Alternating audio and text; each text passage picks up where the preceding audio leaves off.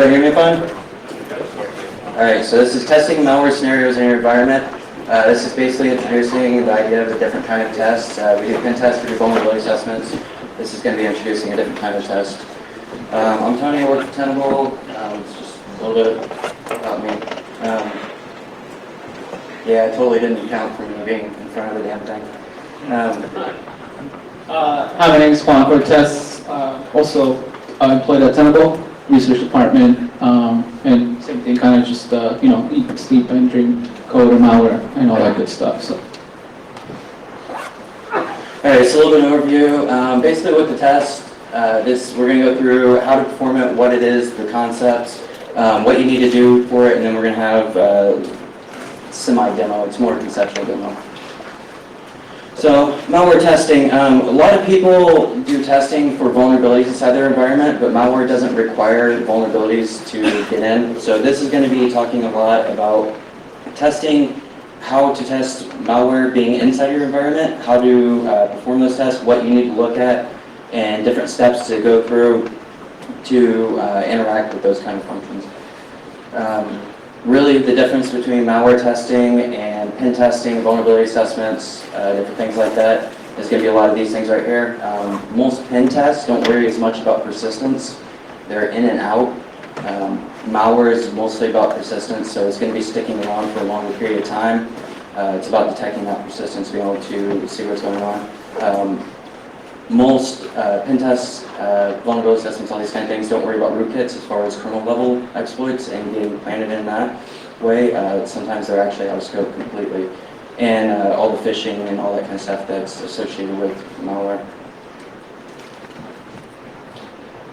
We want to throw a couple of stats out there just to kind of back up our concept here. We kind of show that malware, it's obviously out there, obviously affecting us. It's not nothing new, but to the reports that I chose, my personal favorite are Verizon's 20 DVR report and the TrustWave GCR report. Just quickly, it's 40% of the action that the Verizon reported belongs to malware, so it's definitely out there. Most infections come from emails, so definitely not something we can be, taken away from us, but obviously a good entry point for every attacker. The TrustWave report, a little different focus. They do more PCI stuff and compliance and all that good stuff. So I just thought it was interesting that 50% of the malware they detected contain memory scraping code. Obviously get in BOS system, you want to scrape the information out of there and move on. Now the interesting thing too is the increase of scripts, right? It's something that you can either look at it through either getting smarter. You got Windows 7 and 7 and above. Now it comes PowerShell. You don't need to write all that crazy assembly code in C and C++ code. You can just go ahead and script out your stuff with PowerShell. A lot of cool PowerShell stuff that you can do out there. And then I just thought it was interesting. And probably not going to pertain, but 6 groups. If anybody tracks malware crime out there in groups, love to talk to you about it. Hear your stories. I don't do it personally, but it's always fun to hear how people just track everything down and move on.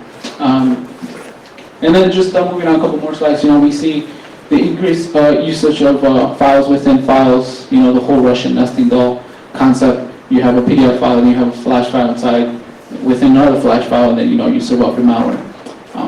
Quickly too, 60% of malware is still being packed by UPX. Again, nothing too important, but again, it's either it's effective or we're just we're not very good at detecting it. And obviously the increased use of mobile malware, different topic, different area, but definitely rising, and both reports mention it. So I do work at Tenable, and one of the primary things I work on in Tenable is malware. One of the plugins that we have that we released, I think it was last year, is plugin 59275. It's the one that does the hash analysis for malware detection. Just to give a little bit of perspective, we have 12,500 hits in a 30-day span. That means 12,500 infections detected that enterprise customers were not detecting with whatever they had at that time. One thing that's big about this is a low-end hit number too, because we do a two-sides caching system. Basically, we cache on the front side and on the back side.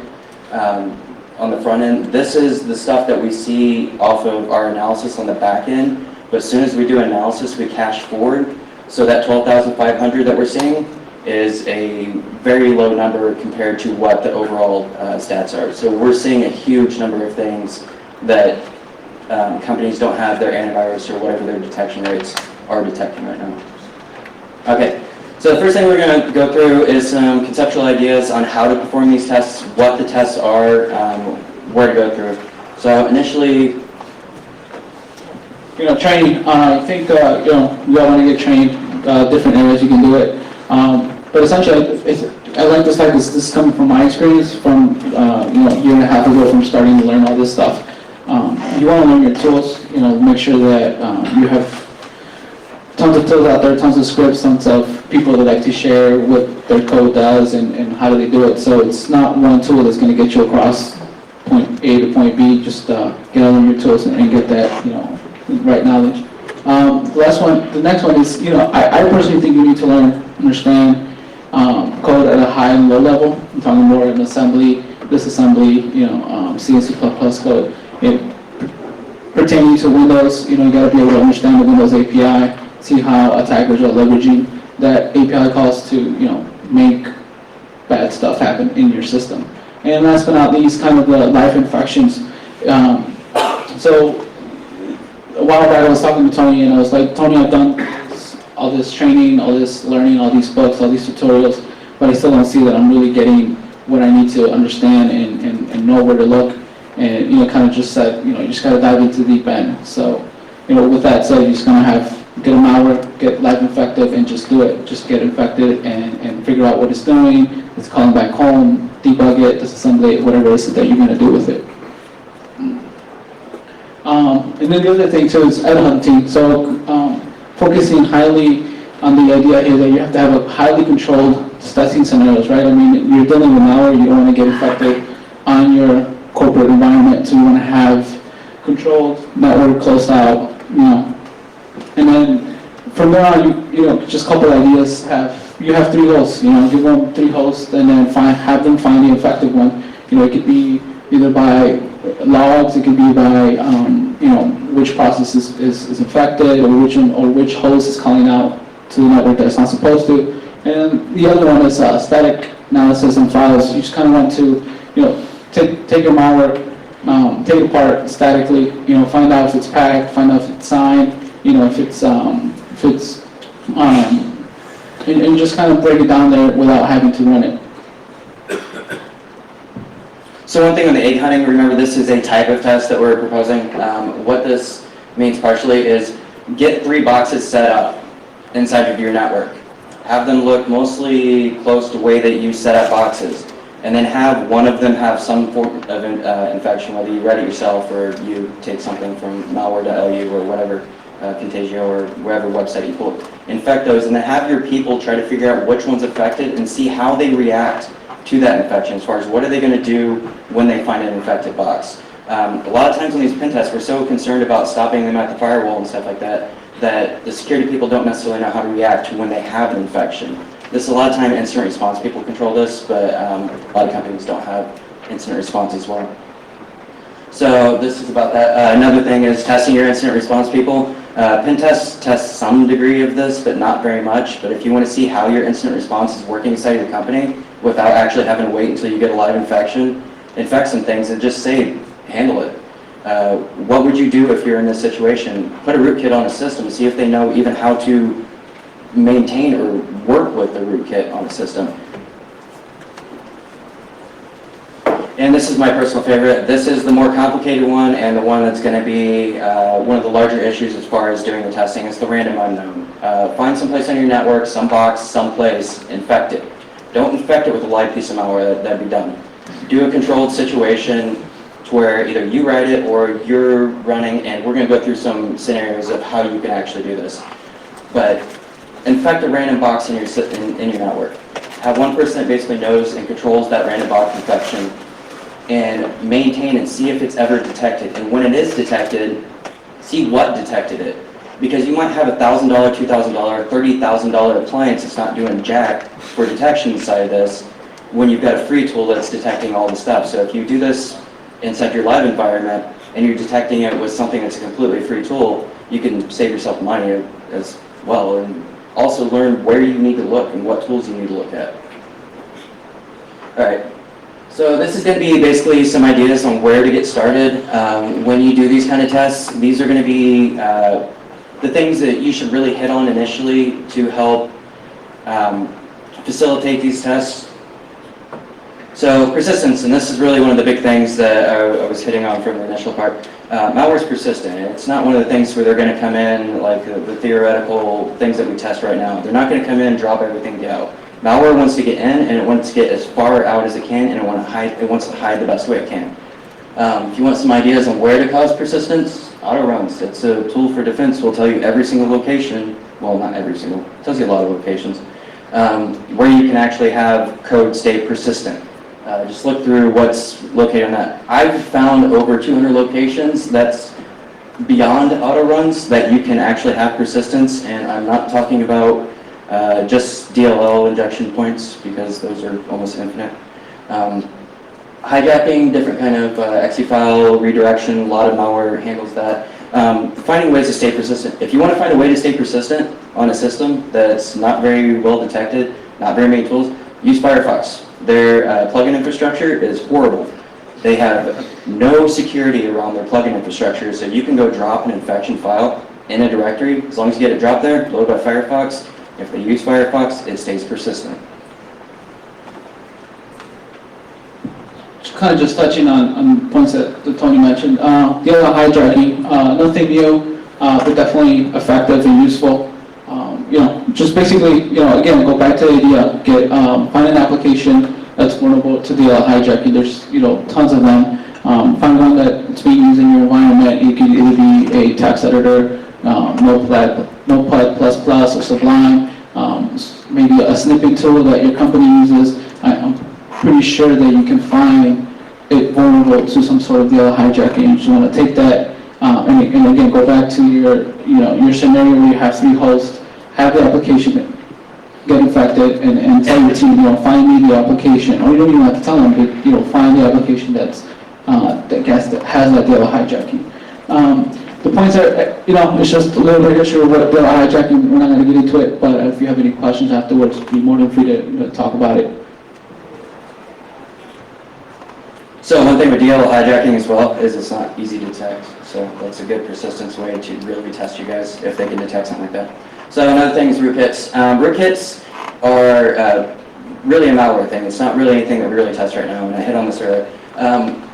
You don't have to have a rootkit to emulate what a rootkit does. And that's one of the biggest things on this talk is don't really infect your systems. You can make everything look like a piece of malware without being a piece of malware. So do something simple like use the system load on call image technique to load a rootkit. You have to be very careful when you do this because there is basically non-page full issues. It won't page out, and if it does page out, it'll blue screen your system. So make sure you know what you're doing. I suggest the rootkit Arsenal book. It's absolutely awesome. Has tons of source code inside of it where you can actually pull the direct source out of it.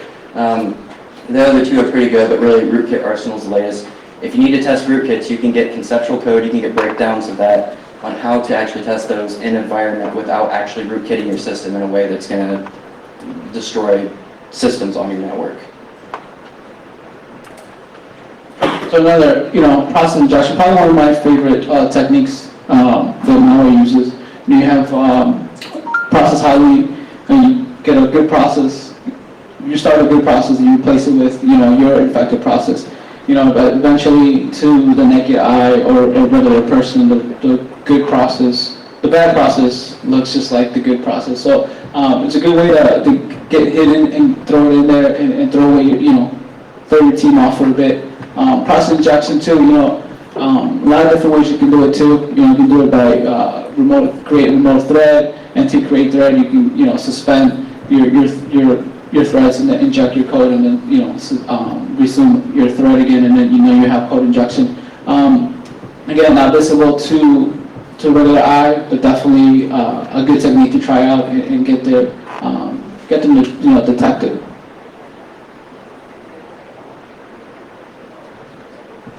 Again, process anomalies.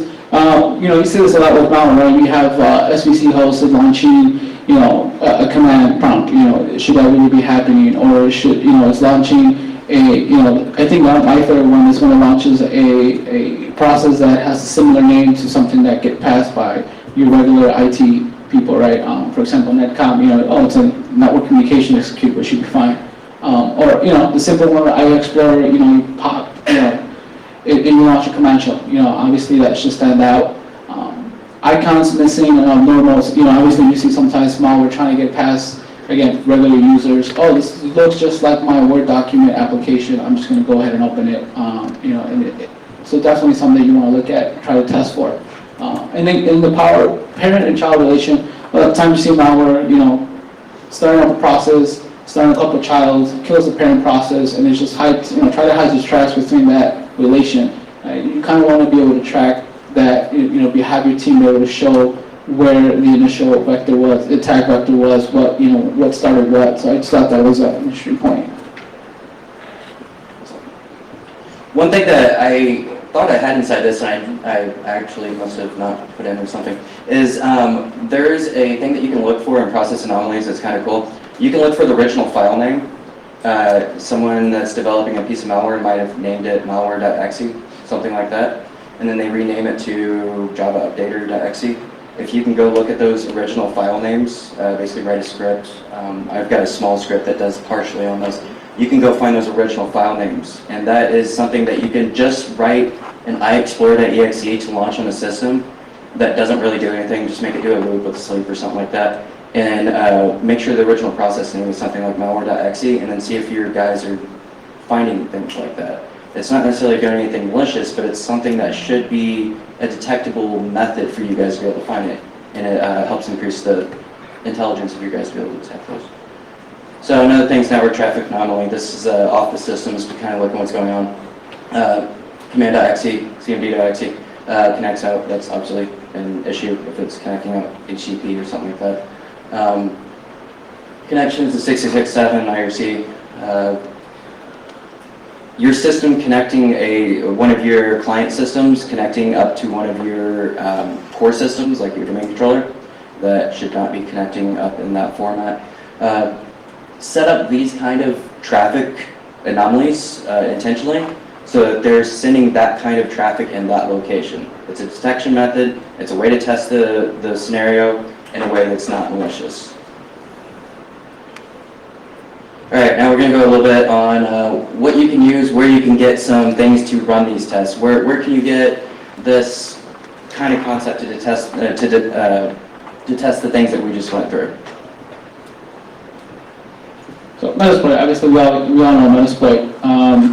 Basically the idea here is to, you know, there's no need for you to go ahead and code a very complicated command and control application or try to break your head in finding one that was leaked and try to clean it out.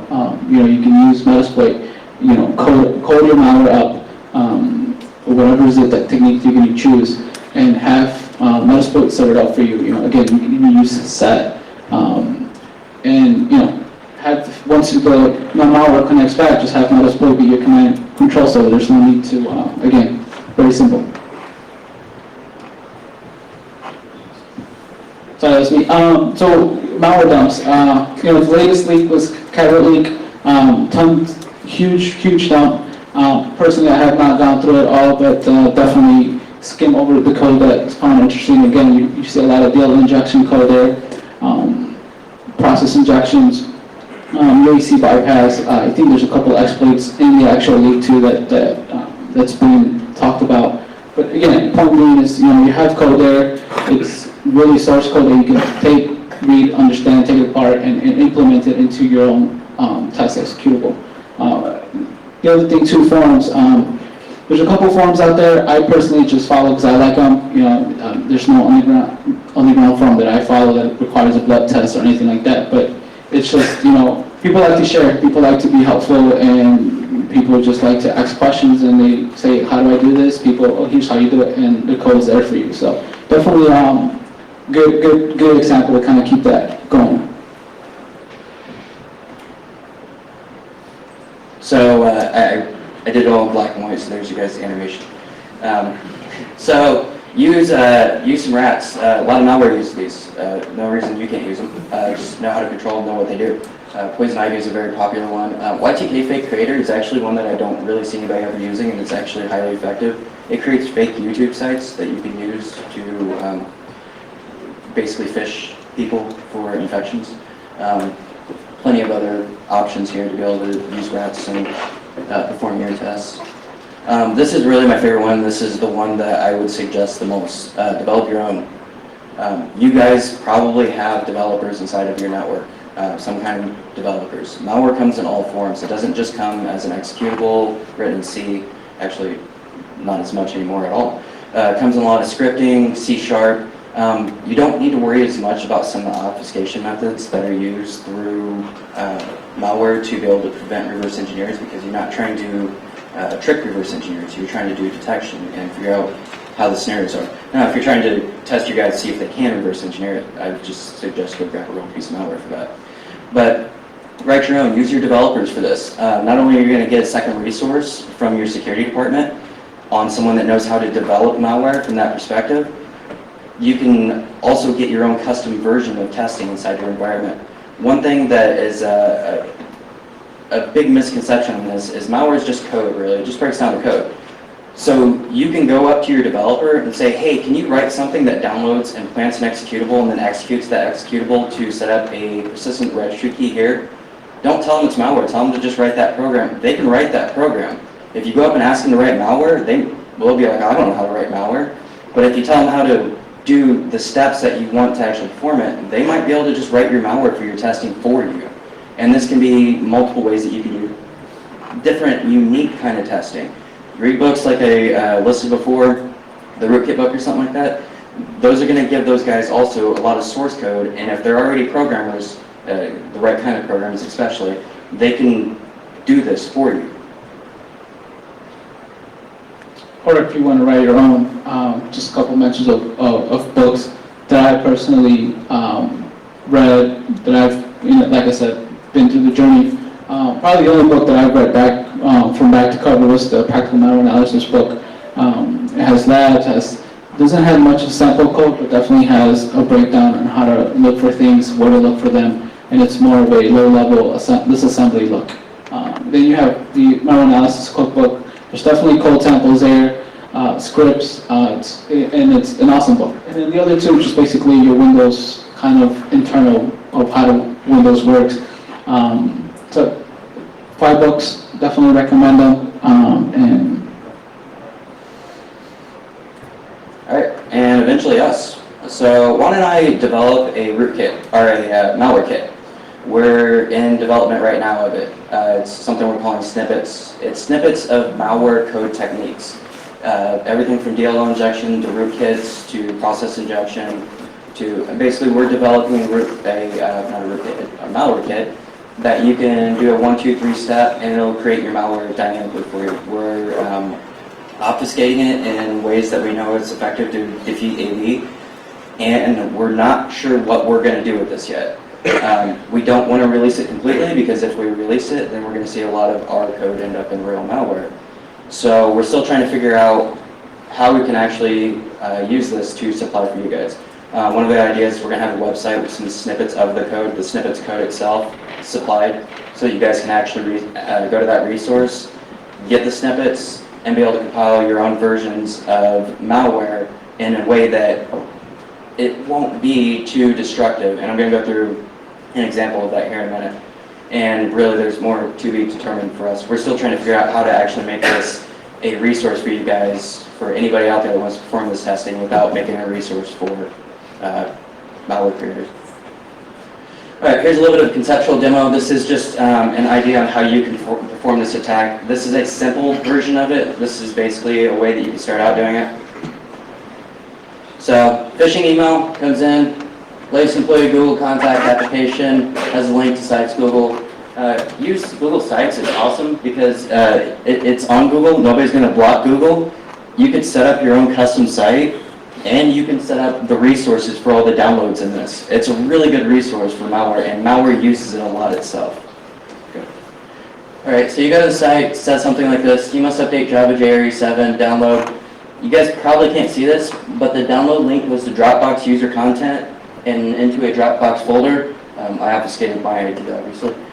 Use Dropbox for your resource. Malware is doing this. These are things that live samples are doing. They're using SpiderOak, they're using Dropbox, they're using public resources to be able to store their malware downloads so that they can not have detections, not block their DNS servers.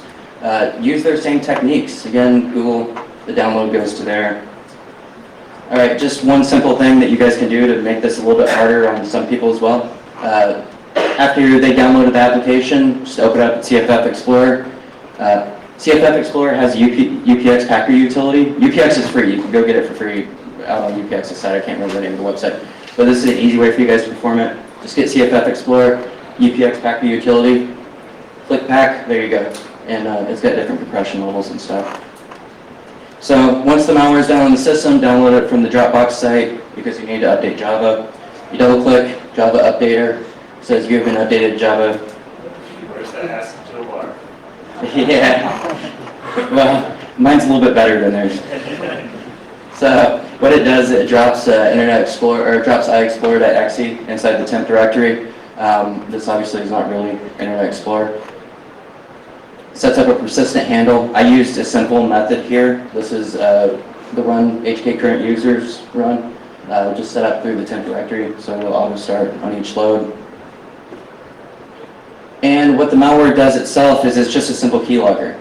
Now, we don't want to do testing with a real keylogger on Internet Explorer or anything like that. Usually you do that through DLL, revert back, be able to log off, do set Windows hook EX to be able to do the keylogging off that if you're using basic handle. So this does the set Windows EX on the controlled process of the malware that's persistent itself, which means it's essentially sniffing nothing that matters. There's nothing that is relevant that's sniffing. But when it goes through to do the export, when I get back down to where I'm going to export it up to the control server, I manually write into the file that does the exporting what would look like a keylogger item, and then I send that up to the server. So we're logging nothing, replicating what a logger would look like, creating that data and sending it up. This is something that you guys can perform inside your network to make things look like malware without performing what malware does, and give you the capability to replicate even the data on the network the way that malware looks. All right, any questions? I thought it was interesting, curious how you didn't want to release as it was the code because it might be usable by, say, black guys. That's kind of different from a lot of other security tools that go out there. What would you say the difference is to why? I'm using techniques inside of this that I don't see in current malware. This isn't something like, say for Metasploit, they release a lot of proof of concept exploits, actually control exploits and all that kind of stuff. Most of those are generated off a lot of proof of concept that exist out there. They're open, they're things that exist. I'm doing things right now inside of that I see no malware at all out there doing. I'm bypassing AV and new techniques. We're developing this to be as advanced as we can. So I don't want to give them techniques that they haven't thought of yet. Now, this is where I'm saying we will probably try to break this down into a simpler format to either give simpler controls that are actually used out there or use something that does exist. We're not going to give them something new if it's already out there. But I don't want to give them, I got an AV bypass technique that I've tested against every piece of AV that I can install with some common malware techniques, and they just absolutely don't even care anymore. And there's things like the upclick attack, if anybody's familiar with that. I wrote a little algorithm that does the upclick attack that bypasses sandboxes, where it detects the upclick on a mouse, and because the sandboxes don't use the same technique to do the upclick, it's bypassing the sandboxes so they can time out on that. I wrote an algorithm on this that actually sets timers on the way the upclicks are pushed in, because right now the way that sandboxes are bypassing this is they're just shoving a bunch of upclick commands onto the buffer. I'm writing an algorithm that looks more like a human clicking algorithm instead of a just detection of an upclick. And I don't really want to give that algorithm necessarily out until I see somebody using it. It's more of just staying at least good to a certain degree to where I'm not supplying them with something new. Anything else? You're just doing this on the client-side services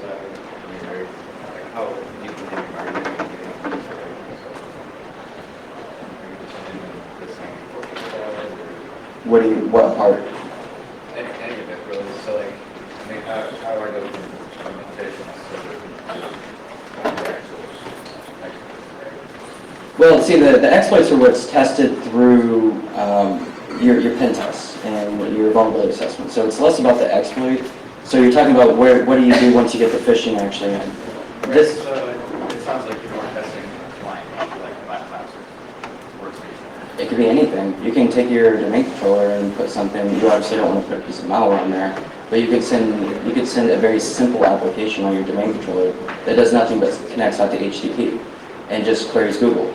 That should not be happening, and if that happens, then it's something you guys should be looking at inside your environment. So using your techniques, and if you were just dropped out of one computer in a large enterprise, what would your recommended approach at one time? My personal approach that I like trying to define things, if it's not a rootkit, if it's just a normal variant piece of malware, find how it persists. Malware is really, that's one of the biggest difference between malware and pen testing aspects, is malware wants to persist. Find all those persistent techniques, write scripts, write queries, write clients that actually go in your system that watch for all those persistent techniques. There's an interesting tool from Mandiant for the DLL hijacking. You can actually scan your system to find all the variants of DLL hijacking. Use that tool in different ways to pull back things that are vulnerable to DLL hijacking and see if any one of them have a variant by doing basically the same crawl that would take for the DLL to load. If there's one before where it should be loading, that's an anomaly from the rest of the network. The best detection techniques that I've seen any place is anomaly. If something looks different than the rest of your network, what you have is you have a huge sample base of 2,000, 3,000 computers. If this one looks different, you should look at it. And if there's a registry key that's inside of this one that's not in your other 2,000, you should probably look at that one. Just another question kind of around implementation. So we're talking about, new ways of doing testing. Are there any best practices emerging yet? Like, how often you do it, or you do it internally, externally, and that's all kind of still being... Nobody I know does this. Okay. Nobody. I'm talking with a company that's, I work for Tenable and I'm in research, so I don't do pen tests, I don't do testing or anything like that. I'm talking with a company that's local where I live, and trying to set them up with getting started on this. It's very beginning stages to be able to do this, and I want to allow them to offer this as a service for somebody to come to them and say, we want to perform this test, we want to see how we're reacting with malware, and doing the same kind of service that you would with a pen test where you hire them to perform a pen test. Can we use part of this presentation to try to start to convince our management that we want to do this? Can we use part of this presentation to convince our management that they should let us do this? Yeah, use it however you want to. Adrian puts all of the videos after he edits them up on the, I know he puts them up on his site, they're off YouTube. I'll post the slides up for all of it, and that last demo that I put right here, that conceptual demo, I'll post the source. Actually, I intended to do this.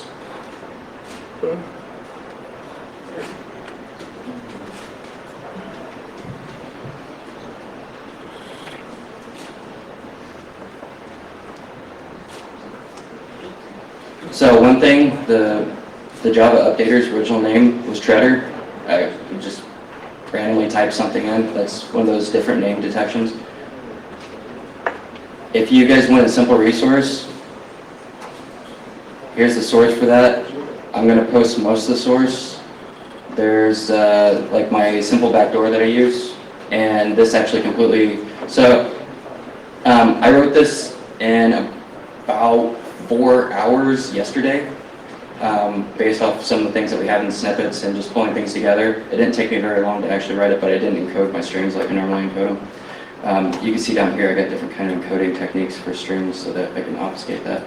But this function right here will load all WS232 functionality up into memory, use the ROR hashing technique to be able to find parse the export table, give you all the function pointers to be able to do that, and then give you the simple capability to do the send and receive off that. I'll post some of the stuff up so you guys can actually use this in a way to perform that testing. That's a very simple backdoor. That backdoor doesn't, if you look at the imports or exports, or imports actually in this situation, it's not going to show the imports for network connection, easily bypassed, and it's something fairly simple to start this kind of testing with.